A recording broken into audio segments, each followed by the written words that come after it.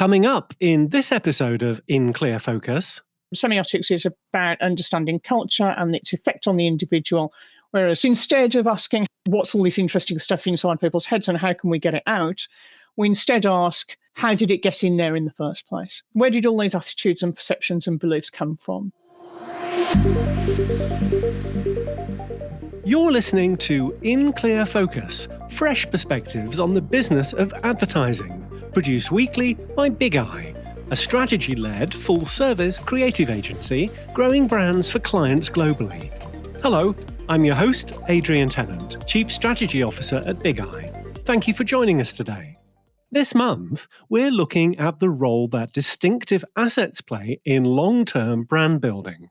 Last week, we discussed sonic logos and what makes them effective in creating shortcuts in consumers' minds that make brands more memorable and impactful.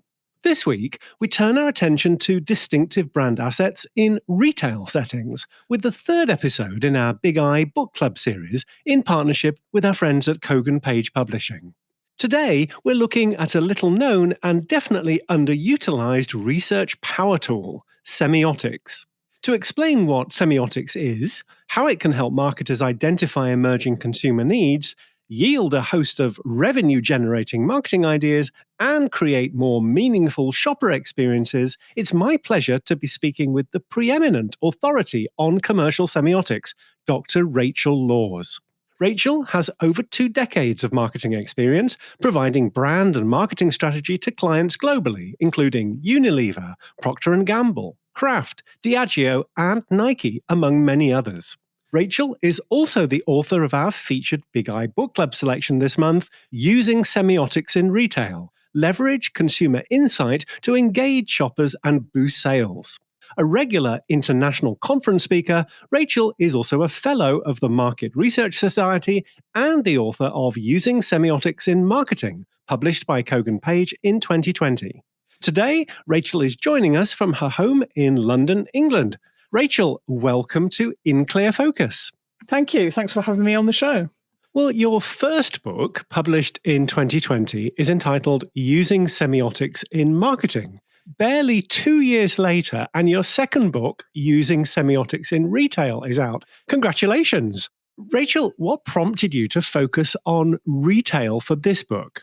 I've been practicing semiotics commercially for 20 years now. In fact, this year is the 20th anniversary of my business being started. And before that, I used to do semiotics as an academic. So I've had a long career, and I used to publish prolifically with conference papers and things in industry journals, and I delivered a lot of training. But I'd been asked at various times to write a book, and the day finally arrived when I was ready. And that resulted in my first book, Using Semiotics in Marketing, in 2020, which is a great beginner's guide for anybody wanting to get started with semiotics. And the thing is, I've got 25 years of stuff in my head that's saved up, So the first book is a kind of really clear how-to manual for researchers and brand owners alike. Once I'd got that down and it was out there in the world, and it was like, look, here's a real simple, straightforward, clear, thorough guide to how to do semiotics, I then felt a sense of freedom where I'm now able to write books about any topic I want, right? Having explained the basics.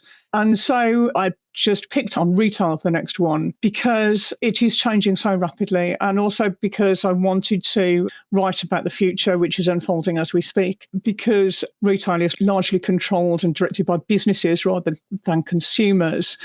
It is very much a part of the future, and retail marketers can choose to embrace that or get left behind. And so I wanted to be helpful to people in retail and to talk about the future because it affects everybody. Great.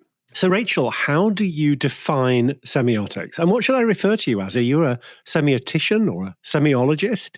That's a great question. People ask me a lot how you define semiotics, and the real simple answer is that it's the study of signs and symbols. So signs and symbols, as you know, Adrian, could be things that are commonly found in marketing, such as brand marks, typefaces, colours, and also when you get into products, we're talking about materials, product design, and all that type of stuff is meaningful, right? Those are what we call semiotic signs. And so the job of a person practicing semiotics is to figure out what those signs and symbols mean. Now, that's the beginning of the story. It's not the whole story. And out of preference, I'd slightly prefer semiologist, because what I'm doing here, and I think that's clear from the book on retail that you've just read, is much bigger than just decoding signs and symbols.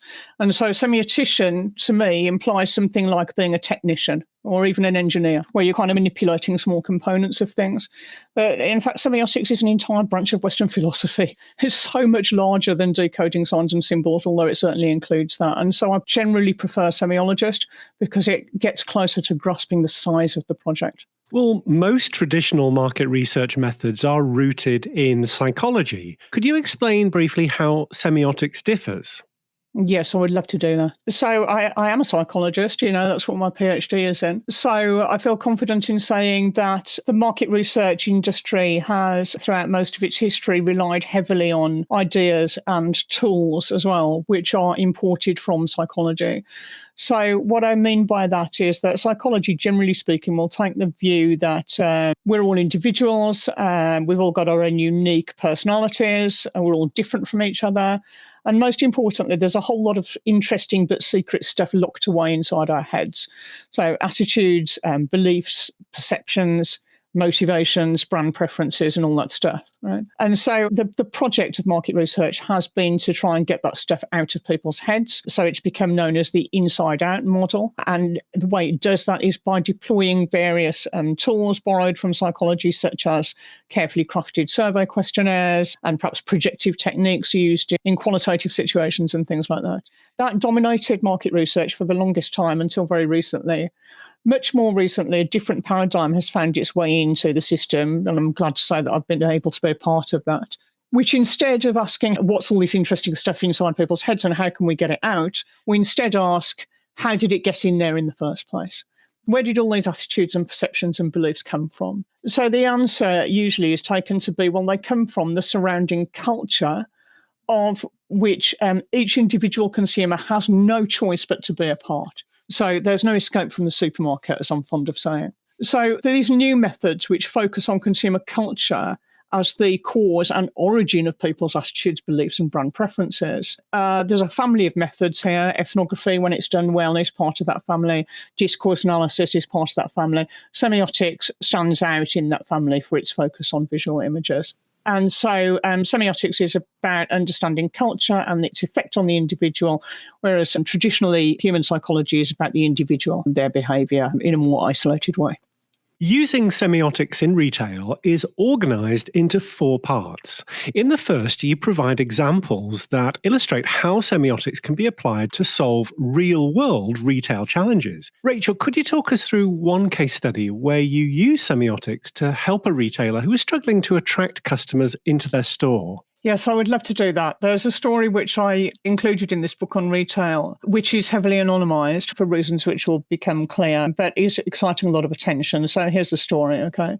I was hired by this company that makes jam, or preserve, actually, to give it a proper name, which becomes important later.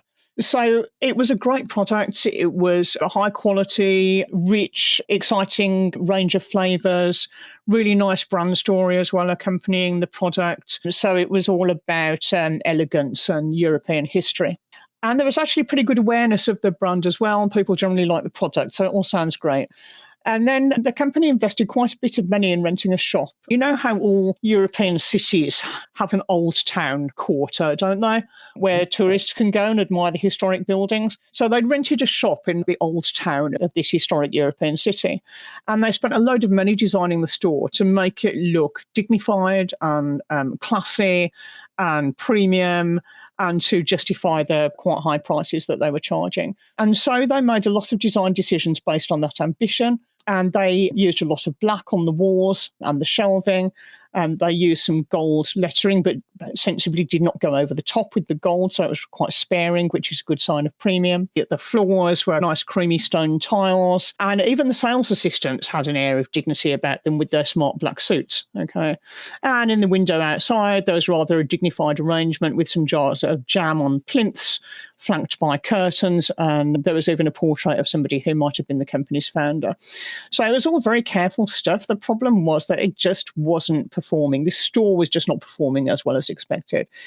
So people liked the product, they liked the brand, there was something about this store that people just didn't like. And so that's when the company called me and said, can you go down there and find out what's going on?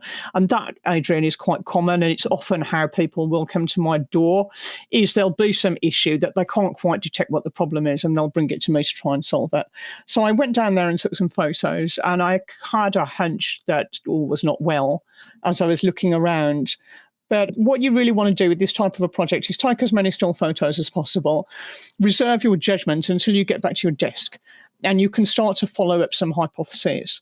And so I took my photos and I sat down in front of Google Images and I began to ask this question of where have I seen this before? And what do I mean by this? Lots of the black wooden shelvings, the gold lettering, the furniture and fixtures in store, which were a pale wood with small brass details, the arrangement in the window, the staff uniforms, all of this stuff. And I started to track down where have I seen this before, and the answer was pretty shocking. So what I discovered was that where I'd seen this before, unfortunately for the food company, was the funeral parlour, the crematorium, the crypt, and the columbarium. And the result of that was that the whole store reeked of death. And that's not good for selling food. So in an effort to make the place look sophisticated, which was a sincere effort, and the individual design decisions in themselves individually were not bad decisions, what they added up to was something really unfortunate. So, for example, the front window display followed an arrangement common in funeral parlours with these thick, heavy, kind of floor-length velvet curtains in muted colours. The thing about these jars of jam is that they were shaped like funeral urns, exactly like urns. So where you've got a darkish window with not much lighting, very dim lighting, thick, heavy curtains, a plinth, an urn, and a painted portrait of somebody who looks like they might have lived a long time ago next to the urn, then we've got a funeral in progress, right? And then it just, once I'd figured that out, it just got worse and worse, you know. And I mentioned the word columbarium earlier. It's a useful word. So a columbarium is a place where funerary urns are stored on shelves. And so these urn-shaped jars with their very nice kind of minimalist labels all lined up together on this black, sombre shelving basically recreated a columbarium in the store. And then added to that, the stone floors and the vaulted ceilings made you feel like you'd walked into a crypt, and the staff were dressed exactly like funeral directors. So it was a really bad situation, Adrian, all around. And so it wasn't a surprise to me that people lost their appetite when they entered the store. And so I like to solve problems for clients. So instead of just going to them and saying, look, you've successfully built a funeral parlour, I then had a look at the brand story, which was this quite nice story about European history. And so I investigated what kind of design in terms of furniture and clothing and things like that was going on at this point in history that they were trying to reference. And it was very joyful. It wasn't a funereal at all. There was a bit of black, but it was used very sparingly. And the point of it was to contrast with the colours of the day, which were sugary pastels and rich jewel tones. Also, at the time, furniture didn't look like funeral caskets. Okay, it was very common, in fact, for furniture to be painted with pastoral scenes with shepherdesses and spring lambs and all that type of stuff. Right? People at that point in history did not dress like modern-day funeral directors. They were wearing soft, flowing clothing, often floral patterns, fresh colours. And then if we want to talk about food, this particular point in history that this client wanted to reference was very imaginative with food. They were doing creative things with pastry, making food in interesting shapes. Food itself was very decorative and nice to look at. And so I was able to prepare for this client a visual library of semiotic signs, colours, shapes, clothing styles, furniture design, images of food. And I was able to provide them with quite a large visual resource of things that they could draw on to convey their brand story more successfully. And so I passed that to them. They were grateful and handed it to their designers. And I noticed then that not too long after that, the store was dramatically improved. They let more space and light in. They lost a lot of the black. They introduced many of the things that I'd offered to them, and then surprise, surprise, sales started to go up. Now, that's a very small project in the sense that it just involves one store, which is why it's possible for me to tell you the story in this amount of time. Most of the projects that I work on are much larger in scope, and people will come to me and say, we need, to understand a whole generation of consumers, or we need to sell this brand successfully in 20 countries, And so that'll be a larger piece of work. But this particular story, just focusing on this one store, is essentially the same semiotic process, just a kind of more micro version, and that makes it digestible, just like the jam. Marvelous. Thank you. I love that story. Throughout your book, you provide prompts that help readers apply semiotics to their own challenges. That funereal jam store case study introduces the first of these. Where have I seen this before? So, Rachel, what makes this a foundational prompt? So I want to say that this is the beginning of semiotic analysis. It's not the end, okay? But it's a great place to start. And the reason why we want to start with this question of where have I seen this before is because we are asking it on behalf of consumers. Because if you have a new brand or a new product and you put that stuff in stores, when consumers encounter it for the first time, the immediate question that they will ask, whether on a conscious or an unconscious level, is, where have I seen this before? And so that's why it's so crucial, because your consumers are going to use their knowledge, their cultural experiences that they've had so far.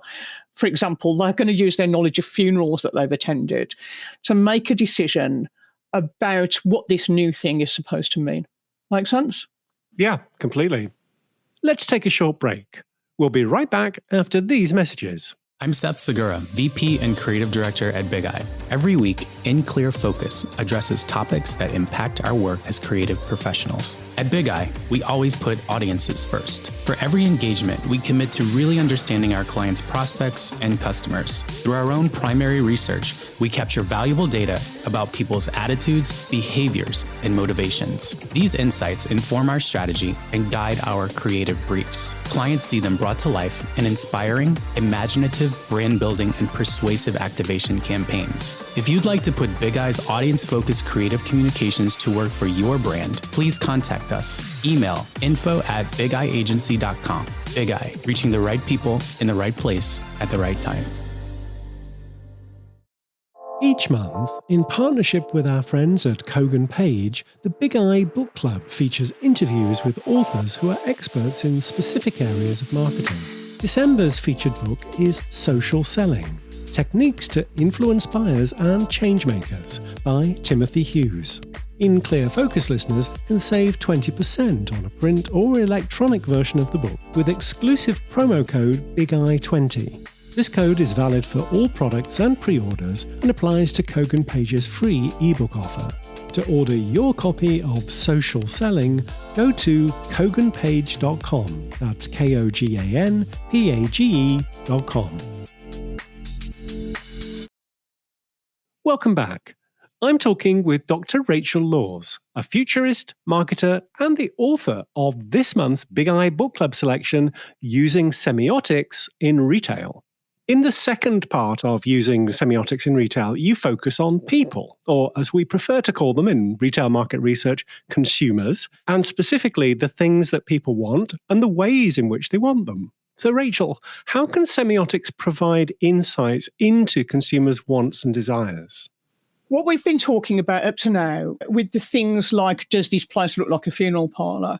This is what we would call bottom-up semiotics. So bottom-up semiotics is where you start with some particular signs and symbols like a stone floor or a jar that's in the shape of an urn, and we figure out what it means using various prompt questions. And that is really useful for improving packaging and advertising and product design, and is quite a big part of the work that I do. But there's a whole other half of this, right? Like football, it's a game of two halves, okay?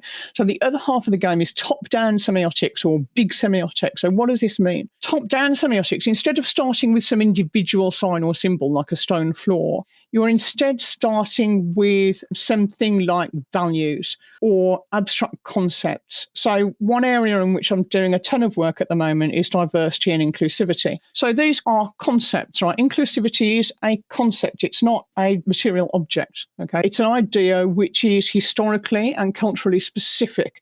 So its meaning will vary around the world. It changes over time. it's a word which is used now much more than it has been in the past. And so what we're doing with big semiotics or top-down semiotics is we are tracing the history and current and likely future meaning of those ideas. And the way we do that is by looking at how those ideas are being expressed, often in consumer talk, right, or indeed brand talk in language. So you're asking me about how does semiotics provide an insight into consumers' wants and desires? Well, one great way is to get online and find some examples of consumers talking about wanting things and talking about desiring things, and look at how they're framing it and how they're using it, okay? So what you will notice if you start to take an interest in this kind of stuff is that, let's just concentrate on the present day, all right, is that you'll be able to observe empirically that there are at least two different ways of wanting things. So the first way of wanting or perhaps enjoying things is through immediate sensory reward. For example, you've maybe come across people talking about how that first sip of coffee first thing in the morning is the best thing that you'll taste all day, or a glass of wine at the end of the working day or something like that. Or it could be found in things like being given a really special gift at Christmas or on your birthday, where it's all wrapped up in shiny, glittery packaging and it's got a massive bow around it, and it's as exciting to open as it is to experience what's inside the box, right? So all of that stuff is about immediate sensation. And there are large numbers of consumers who are very focused on immediate sensation. And consequently, they like sugar, they like salty food, they really like alcohol, they like music that gets better when it gets louder, and so on and so on. But you'll also be able to observe other consumers who want and enjoy things in a completely different way. And here, it's not about immediate sensation, it's more about emotion. And that emotion is heightened when whatever it is that you want is not immediately available. Now, if that sounds a bit vague, perhaps imagine people going on waiting lists for things, right? Do you know how some women are willing to wait months for luxury handbags, for example? You know, there's only so many of them in existence. You might have to go on a waiting list for a year or so to be able to get your hands on one. That waiting period is really special. And it involves a lot of emotional activity, fantasizing, longing, counting down the days. It's like being a kid counting down the days until Christmas time, you know. And so that type of desire is where the wanting of stuff is just as rewarding as actually having it, if not more so. And how do brands capitalize on that? Well, limited editions, things which are only available for a short time, or another way is to do things like teasers. So if you've got something new to release, then you can start releasing it in drips and teasing people well ahead of time, because some people really enjoy the wait and they really enjoy things that are being slightly out of reach. Now, you can see how different this is from talking about something like stone floors or urn-shaped jars. So this is top-down semiotics, where we're looking at abstract concepts like, what does it mean to want things? Or what does it mean to be inclusive? And we're tracking the way that those ideas are being given expression so that we can compare them to the alternatives. Does that make sense? Totally. In the third section of your book, you turn your attention to the future of retail. So, Rachel, I know this is a big topic, but how do you foresee the metaverse influencing retail?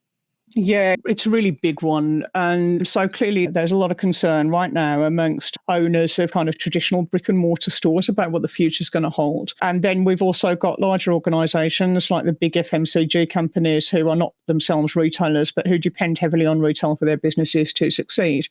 And they also are worried about change, the change advanced digital culture brings with it. So what's the threat to them? Well, one threat is direct consumer brands. You know, it's never been easier to start a niche DTC brand and get it out there in front of people, and that takes market share away from some of the big hitters, you know. And I guess another thing that causes a lot of pain for the FMCG companies is replenishment buying, which I've recently started doing myself actually on Amazon. So, you know, I have a particular brand of tea that I like. I've now discovered replenishment shopping, so I've now got it on order and it just arrives on a schedule every 12 weeks. The chances of my switching to another brand now are remote, aren't they? because the whole point of replenishment shopping for the consumer is that they just don't have to think about it anymore. So these kinds of things are massive challenges for big brands and small retailers and everybody in between. Right? So there are also, however, a lot of opportunities as well, because partly thanks to semiotics, we can understand a lot about how things like consumers' wants and desires and needs are changing over time as we move into the future. And that means that you can stay one step ahead of your competitors and you can adapt more easily to the metaverse. It's going to be really disruptive in a lot of ways. I think the trick is to appreciate that as brand owners and retailers, we've always been on this mission to identify consumer needs and meet those needs. And no matter how fast the digital world is changing, people are still people. And if anything, they've got more needs now than they had previously. A lot of people are kind of more, let's say, materially better off than their grandparents were. Well, not necessarily their parents, I might point out. But they've got a bunch of other things that they're really unhappy about. You know, there's a worldwide epidemic of anxiety. There's another epidemic of loneliness. There have been quite a number of scientific studies showing that human relationships are kind of collapsing. People are becoming more introverted. There was a massive longitudinal study at the University of Michigan where they measured empathy, and they found a catastrophic 40% loss of empathy in the space of a few years, much of it within the 10 years following the introduction of smartphones and social media platforms. Right? So as marketers, we're in the business of identifying needs and then trying to address them. And I would say that people have bigger and deeper and more complex needs now than I've ever seen in my career. And that is how we're going to survive as brands. Excellent. In the fourth section of using semiotics in retail, you share some tools that can help readers explore semiotics for themselves. Which is a really good one to start with, do you think? So I really like this question, where have I seen this before? Because I think it's an easy one to get started with. But you certainly don't want to stop there. And in this book that I've just published, I include about 20 or 30 different options, different questions that you could apply. So my second choice then, after where have I seen this before, is the following. Where there is choice, there is meaning. So what do I mean by that? Well, when you look at any consumer product or piece of marketing, you can take the view that nothing happened by accident. So, for example, I like to talk off objects that I have on my desk. So I've got in front of me a small bottle of fragrance, which is actually a miniature. So it's a little tiny thing, but it comes in a box. And there's a whole ton of design decisions have gone on here. There's a brand name on here, Versace, a variant or product name here. I've got some technical information about volume. It's also a kind of pastel yellow colour that wouldn't have been out of place in the 18th century. There's some elaborate gold filigree design sitting in the background. And when I pull the bottle out of the box, the lid of the bottle, which is shaped a bit like a gem, is almost the size of the bottle itself. Right? So all of these things, they're not products of the natural world. They're products of human decision-making. And so this prompt, where there is choice, there is meaning, tells you that if somebody somewhere made a decision so that this thing could look like this, then that decision is meaningful. Right? So in exactly the same way that there's a difference between a consumer saying, oh, I could murder a bag of chips right now, and there's a difference between that and I can't wait until next year when I go to the Ariana Grande concert that I booked tickets for. There's also a difference between this Versace pack, which is elaborately gilded and heavily decorated and is dressed up to look conventionally luxurious. There's a huge difference between that and an alternative product that I have sitting here next to me, which is a Body Shop fragrance, which is perfect. Actually, I think it might be Lush. It's a perfectly nice, respectable fragrance. It's a fraction of the price. It's a dark brown liquid in a quite minimalist square bottle with a black plastic top. The label is a kind of white thing, not quite stuck on, not quite square, with some sort of slightly raised lines on it. And all in all, it wouldn't be out of place if you filled it with perhaps printer ink or something like that. So the prompt then, where there is choice, there is meaning. These things are not casually different from each other. Every one of those decisions is different from a decision that another person made on another day for another brand. And by identifying those differences, you can then leverage them to get hold of some semiotic meanings. So Versace going over the top here with its ideas of traditional luxury, and Lush heading in a different direction, which says that you want perfume which gets right to the point and is unpretentious and good value for money and might look nice in your minimalist bathroom from which you've decluttered all of your unwanted possessions. Using semiotics in retail also highlights the work you've been doing with Unilever, the consumer packaged goods company, which owns 400 brands around the world. I think for anyone involved in retail packaging design, you've provided a goldmine of practical information about what works and what to avoid across a number of categories. So to give listeners a sense of what you cover here, could you talk a bit about a brand that I think everyone's familiar with, Ben & Jerry's ice cream? Yes, I would love to do that. And listeners, if you're on your phone or near a computer, if you just want to quickly put Ben & Jerry's into Google Images so you can get a look at the packaging while I'm talking, that will really help a lot. Perhaps the most distinctive feature of Ben & Jerry's is its typeface, or in fact two typefaces if you look really carefully, right? And they were both designed by an award-winning designer called Lynn Severance, okay? And the two typefaces here are called Severance and Chunk Style. Now, these were new. All right, they're custom made for Ben & Jerry's. They haven't appeared anywhere else. And yet your consumer is going to ask, where have I seen this before?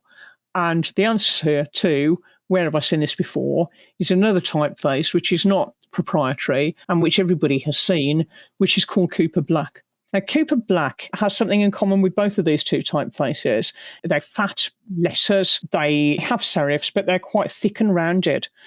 And so it has a sort of large, chunky appearance, which helpfully suggests large, chunky inclusions in the ice cream. And with its fat, rounded, mostly lowercase letters, it's the type of thing that people are used to seeing in children's books. Okay, so that helps to convey an impression of the brand as being sort of innocent, if we want to say that, or certainly light-hearted. But also, both of these typefaces resemble, to a large extent, Cooper Black. Why is Cooper Black important? Well, it was designed in 1922, but that's not what people remember about it. Cooper Black was encountered for most consumers in the context of kind of youth culture of the 60s and 70s. Okay, so we're talking the swinging 60s, the saucy 70s, tune in, turn on, drop out, hippies, rebellion, flared trousers, massive beards, and all that type of stuff. So Cooper Black as a typeface was huge during those 2 decades. And it appeared on the albums of people like David Bowie and the Beach Boys, and it was used by the Tate Museum to promote an Andy Warhol exhibition and all this type of stuff. So Cooper Black became very firmly welded to ideas of youthful rebellion and pop art, and it has never lost that connection. Even though younger consumers today are not old enough to have any memory of what the 60s and 70s were like, nonetheless, these semiotic connotations have persisted, okay? And Ben & Jerry's does, and we're just talking about the typeface here, and there's so much more I could say, but won't, about other aspects of the packaging design, and also about things like the way that Ben & Jerry themselves are depicted in marketing communications, which supports all of this stuff that I'm saying. But overall, when we look at the typeface, we can see that, on the one hand, it's new and proprietary. Ben & Jerry's owns it. And on the other hand, it's close enough to Cooper Black that it's able to activate all these ideas in the mind of the shopper, to do with being a bit of a hippie, and it all feels a little bit San Francisco and a little bit rebellious and a little bit anti-establishment. And those are all good things to attach to ice cream, which is a very celebratory product. Excellent. Rachel, if In Clear Focus listeners would like to learn more about your consulting and training services or your upcoming speaking events, where can they find you? LinkedIn is a great place to find me. So my last name is Laws, Laws. My first name is Rachel, Rachel. I'm on LinkedIn regularly, and there are announcements there. You could also look at my website, laws-consulting.co.uk, or I'm also on Instagram if you want a quick hit, where I will often make announcements about events and stuff like that. And if you'd like to obtain a copy of Rachel's latest book, Using Semiotics in Retail, as an In Clear Focus listener, you'll receive a 20% discount when you purchase online at koganpage.com. Just enter the promo code BIGEYE20 at the checkout. Rachel, thank you very much indeed for being our guest this week on In Clear Focus. Thanks very much for having me, Adrian. Thanks again to my guest this week, Dr. Rachel Laws, commercial semiologist and the author of this month's Big I Book Club selection, Using Semiotics in Retail.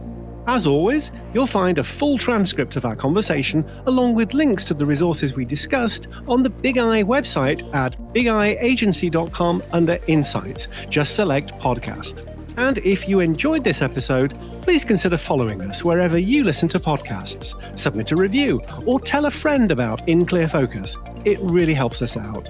Thank you for listening. I've been your host, Adrian Tennant. Until next week, goodbye.